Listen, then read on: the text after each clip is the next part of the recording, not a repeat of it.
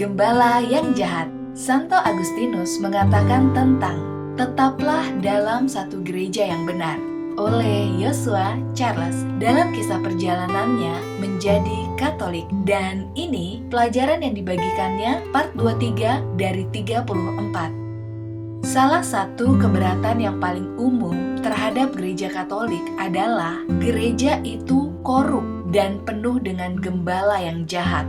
Hal ini konon membenarkan pemberontakan sekte Protestan dan orang-orang yang meninggalkan gereja hingga hari ini, entah melalui kehidupan yang tidak bermoral atau mengajarkan doktrin yang buruk yang mengatakan bahwa gereja Katolik mungkin adalah gereja induk yang asli. Namun, kini gereja tersebut sudah sangat korup dan satu-satunya cara untuk menanggapi masalah ini adalah dengan memisahkan diri darinya.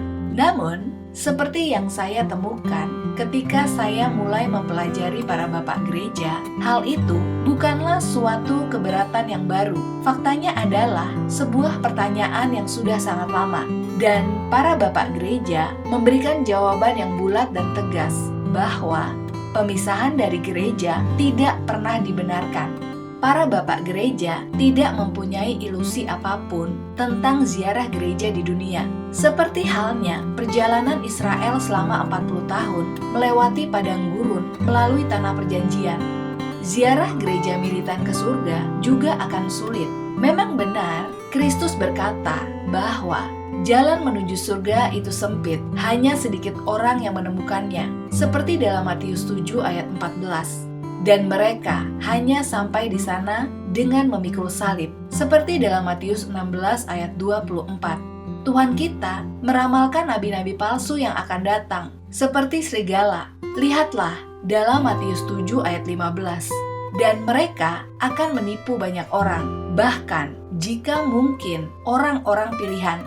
Dalam Matius 24 ayat 24, Santo Paulus menubuatkan akan adanya ajaran sesat yang akan muncul di kalangan umat Kristiani untuk membuktikan siapa mereka yang asli. Seperti dalam 1 Korintus 11 ayat 19, dia memperingatkan bahwa serigala akan menyusup ke dalam kawanan. Lihatlah dalam Kisah Para Rasul 20 ayat 29. Dan banyak yang akan mengikuti guru yang sesuai dengan keinginan mereka. Lihatlah dalam 2 Timotius 4 ayat 3-4.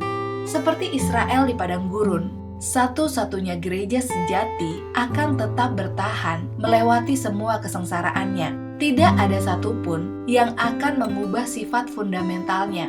Amalek tidak dapat dihancurkan dari luar, dan Korah, Datan, dan Abiram tidak dapat menghancurkannya dari dalam.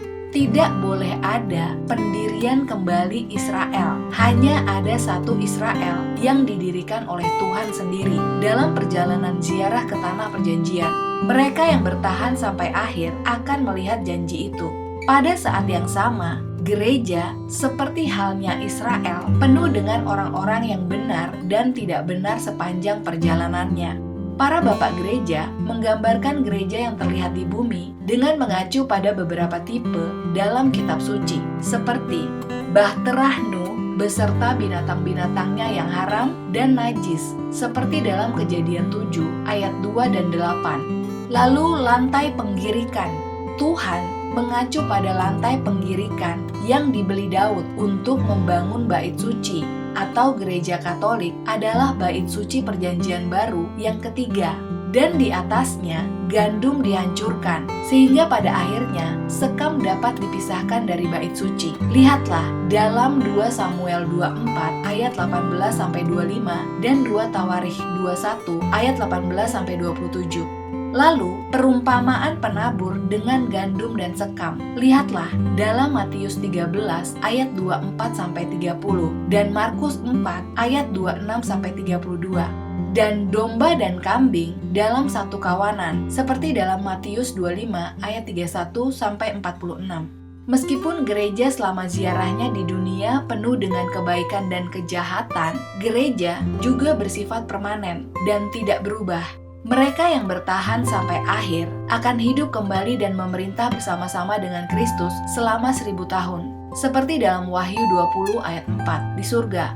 Eklesiologis para bapa banyak mengambil pelajaran dari Perjanjian Lama mengenai hal itu. Misalnya, para nabi berbicara tentang kerajaan yang kekal. Daniel khususnya bernubuat bahwa pada zaman Romawi, Allah semesta langit akan mendirikan sebuah kerajaan yang tidak akan pernah bisa dihancurkan dan kedaulatannya tidak akan diserahkan kepada bangsa lain. Ia akan menghancurkan seluruh kerajaan ini dan mengakhirinya, dan ia akan berdiri selama-lamanya. Dalam Daniel 2 ayat 44. Demikian pula, Yesaya bernubuat akan terjadi pada hari-hari yang terakhir, gunung rumah Tuhan akan berdiri tegak di antara gunung-gunung dan menjulang tinggi di atas bukit-bukit, dan seluruh bangsa-bangsa akan berduyun-duyun ke sana. Lihatlah dalam Yesaya 2 ayat 2. Gunung ini menurut para bapa adalah gereja Katolik. Singkatnya, para bapak gereja mengetahui dengan baik bahwa gereja adalah kerajaan abadi yang didirikan oleh Allah, yang mencakup surga dan bumi, dan sisa-sisanya di dunia akan dibimbing oleh Kristus hingga kedatangannya kembali. Lihatlah dalam Matius 28 ayat 20. Pada saat yang sama, unsur duniawi ini atau gereja militan akan penuh dengan yang baik dan yang jahat, yang benar dan yang tidak benar, domba dan kambing, gandum dan sekam, halal dan najis, sampai Tuhan sendiri yang akan memisahkannya. Para bapak gereja tahu akan ada perilaku memalukan dari para uskup. Lagi pula, dari 12 rasul atau uskup asli yang ditunjuk oleh Tuhan kita, salah satu orang langsung mengkhianati dia. Ia adalah Yudas. Dan semuanya, kecuali Santo Yohanes, meninggalkan dia pada saat-saat paling dibutuhkannya. Namun, sebagaimana umat Israel yang tidak setia tidak menjadikan Israel sebagai Israel, demikian pula umat Katolik yang tidak setia tidak menjadikan Katolik sebagai gereja sejati yang didirikan oleh Kristus. Kitab suci dengan jelas menyatakan bahwa hanya ada satu tubuh Kristus, yaitu gereja, dan hanya ada satu gereja yang mewartakan satu iman saja. Dalam istilah Perjanjian Lama, tidak peduli seberapa korupnya sesama umat Israel atau para imam mereka, umat Israel yang setia tidak mempunyai hak untuk mendirikan kerajaan Israel di tempat lain selain di Tanah Suci atau membangun bait suci dimanapun selain di Yerusalem. Allah memberikan hak prerogatif kepada dirinya sendiri untuk berurusan dengan para gembala yang korup, dan dia melakukannya. Jika aku berkata kepada orang fasik, "Hai orang fasik, kamu pasti akan mati," dan kamu tidak berbicara untuk memperingatkan orang fasik agar menyimpang dari jalannya, maka orang fasik itu akan mati dalam kesalahannya. Tetapi aku akan menuntut darahnya dari tanganmu. Seperti dalam Yehezkiel 33 ayat 8.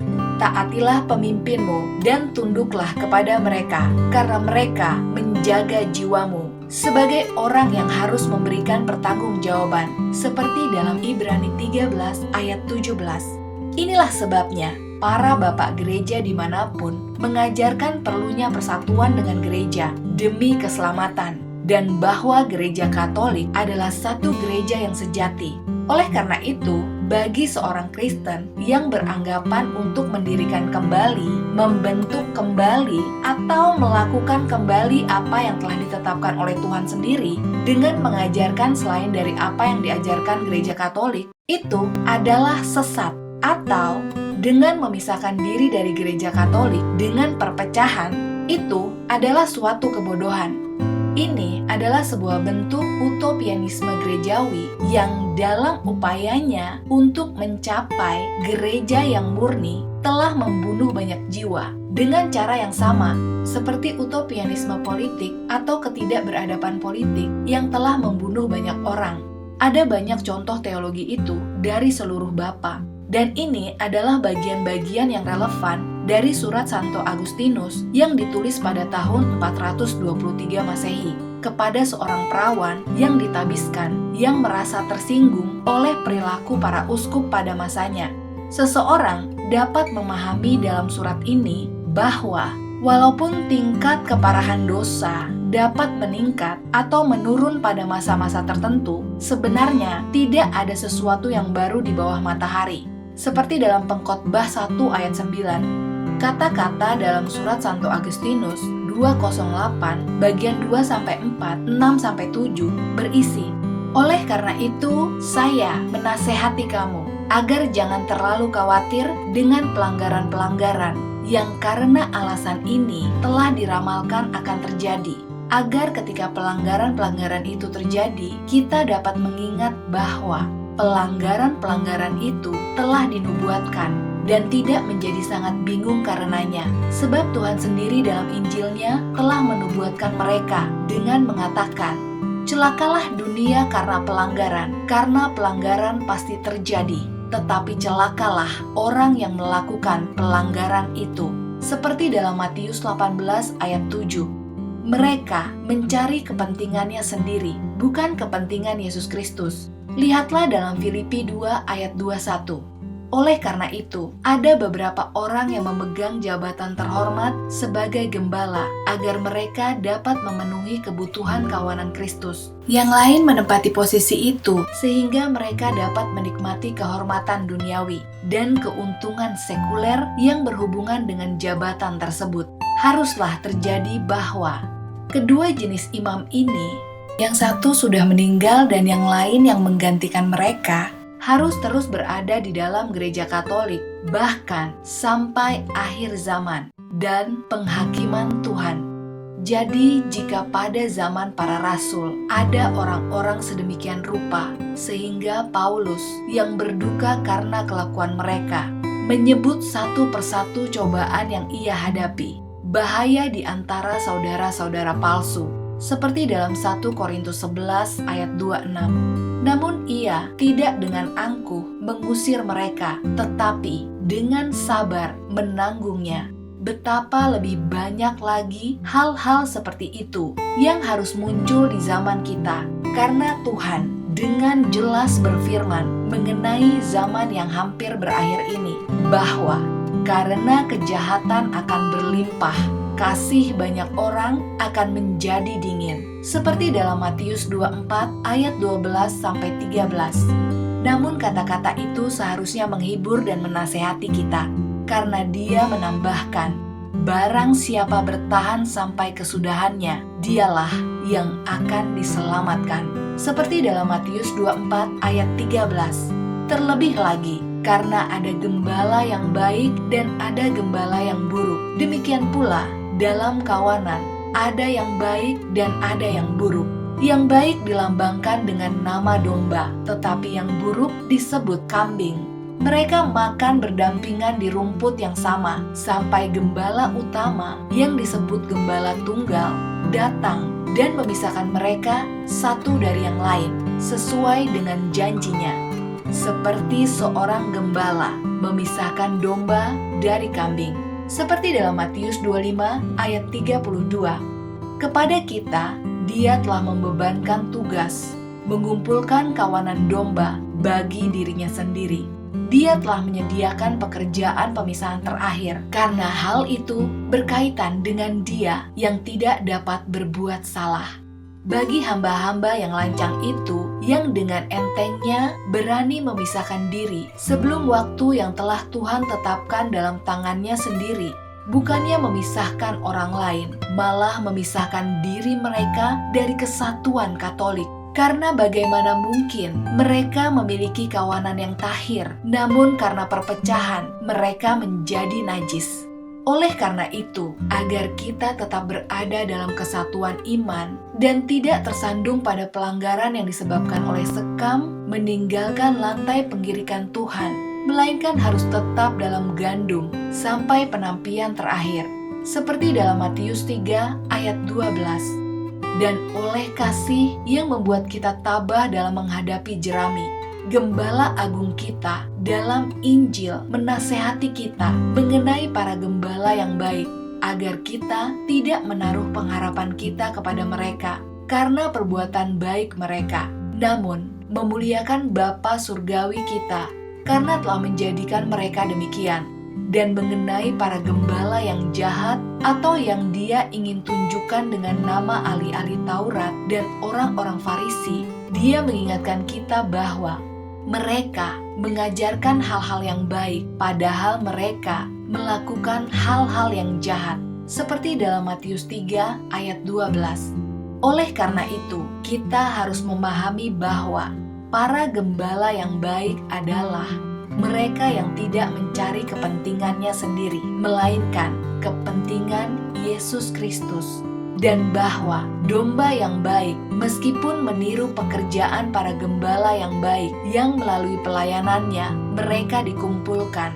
Jangan menaruh harapan kepada mereka, melainkan pada Tuhan yang oleh darahnya mereka ditebus, sehingga ketika mereka ditempatkan di bawah gembala-gembala yang jahat yang memberitakan ajaran Kristus dan melakukan perbuatan jahat mereka sendiri, mereka akan melakukan apa yang mereka ajarkan, namun tidak akan melakukan apa yang mereka lakukan, dan tidak akan melakukannya karena anak-anak fasik itu meninggalkan padang rumput dari satu gereja yang benar. Karena ada hal-hal baik dan buruk dalam gereja Katolik yang tidak seperti sekte Donatis diperluas dan disebarluaskan ke luar negeri, tidak hanya di Afrika, tetapi ke seluruh negara. Seperti yang diungkapkan Sang Rasul, menghasilkan buah dan bertambah banyak di seluruh dunia. Seperti Kolose 1 ayat 6. Tetapi mereka yang terpisah dari gereja selama mereka menentangnya bukanlah hal yang baik. Meskipun percakapan yang tampaknya terpuji, tampaknya seperti membuktikan beberapa di antara mereka itu baik. Pemisahan mereka dari gereja sendiri menjadikan mereka buruk, sesuai dengan firman Tuhan dalam Matius 12 ayat 30. Siapa yang tidak bersamaku, dia melawan aku. Dan siapa yang mengumpulkan tidak bersamaku, ia mencerai-beraikan. Oleh karena itu, putriku, yang layak menerima semua sambutan dan penghormatan di antara para anggota Kristus, aku menasehatimu untuk berpegang teguh pada apa yang telah Tuhan percayakan kepadamu dan mencintai dengan segenap hatimu Dia dan gerejanya yang tidak membiarkanmu menderita. Dengan menyatukan dirimu dengan orang-orang yang terhalang akan kehilangan imbalan atas keperawananmu atau binasa bersama mereka. Karena jika kamu meninggalkan dunia ini, terpisah dari kesatuan tubuh Kristus, maka tidak ada gunanya bagimu untuk tetap menjaga keperawananmu tanpa dilanggar. Menyerahkan kepadanya hatimu, nazarmu, dan keperawanan sucimu, dan imanmu, pengharapanmu, dan amal. Kamu tidak akan tergerak oleh pelanggaran yang akan terus terjadi sampai akhir, tetapi dengan kekuatan kesalehan yang tak tergoyahkan, akan aman dan menang di dalam Tuhan. Teruslah berada dalam kesatuan tubuhnya, bahkan sampai akhir. Demikian, semoga penjelasan dari Yosua Charles dalam perjalanannya menjadi Katolik dalam mempelajari sejarah gereja Katolik kuno ini dapat menjadi inspirasi iman kita semua. Dan tetaplah setia pada iman Katolik kita. Sampai jumpa lagi bersama saya, Benedikta. Salam sukacita.